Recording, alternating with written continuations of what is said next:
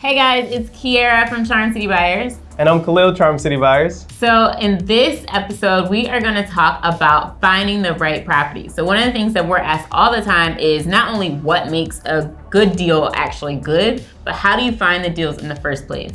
So one of the things that we've been really great about is figuring out how to identify sellers who are interested and really motivated to sell.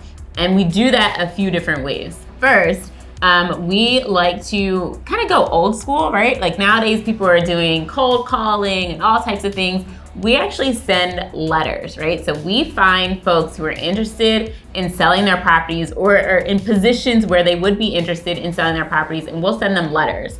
And we'll reach out to them and say, hey, we've been around the block, right? We saw your house. We'd love to purchase it from you, right? So we'd spend a lot of time doing things like that. We will find those properties by just hanging out, right? Just doing everyday life. You're driving around, you're on the way to the grocery store and you see a house that looks kind of funny, right? The grass is overgrown. There's mail hanging out the mailbox, right? It looks just like it's been a little bit neglected, maybe some boarded up windows depending on where you live. And so we might take that experience, right? Jot down the notes of the address and then send a letter to the property owner. Yeah, absolutely. At the end of the day, it's hard to find property owners for abandoned and vacant houses, but somebody's paying the taxes as long as it's not a city-owned property. So you can always find that person's address, send them a letter, reach out to them some kind of way, get in contact with them, and start negotiating a deal.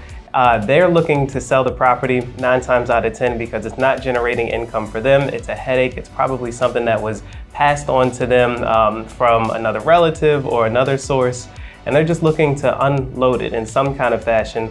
And you're available and you're here to help provide a solution to them. That's always the lens through which we operate. How can we help provide a solution to a potential seller to help them sell their home? So once we have that connection, once we make contact with the seller, we talk numbers, right? You get into the nitty gritty. You talk about what you can possibly purchase the property for. You might spend some time doing a walkthrough, getting an understanding of what work needs to be done to the house, what rehab might be necessary. And so once you go through that process, you start talking numbers, making offers, and getting the property under contract. So through that journey, through that experience, you're really able to figure out, okay, is this a good deal, right? Because we are numbers driven. We're gonna run our business like a business and we're gonna make decisions based on numbers and not on emotion. And so we'll analyze the deal, we'll go through the process, make sure all the numbers make sense, and then build an offer. And then you essentially make the deal good through your offer, right? And a lot of times we like to say if someone's not a little offended or you're not a little embarrassed by the numbers that you're offering, you're probably offering too much, right? As you're trying to solve someone else's problem, you're also not trying to buy their problem, right? And so you want to really make sure that you're spending the time necessary to analyze your deal well. So we're finding our deals, again, through just everyday life, right? Driving around. People call it driving for dollars. I call it like living for bucks. Made that up completely. But so driving for dollars or, a little bit more sophisticated, you might get into a space where you can start to buy what are called marketing lists. And so there's different resources in which you can essentially buy addresses and buy leads where you find people who would be interested in selling. And you get really sophisticated, right? You have people create whole websites for folks to go in and say, hey, can you please buy my house? So there's tons of ways to find deals. It's all about your ability to create a solution to your own problem, right? If you're looking for deals and you're trying to find great deals, you need to put yourself in a position to find them. Yeah, absolutely. And in the beginning, it may feel a little bit uneasy. You may feel a little nervous going out, looking for deals and reaching out to sellers. It's all about that first one. Just knock it out, get it out of the way. You may not close on the first one. You may close on the first one. It's possible. It certainly has happened.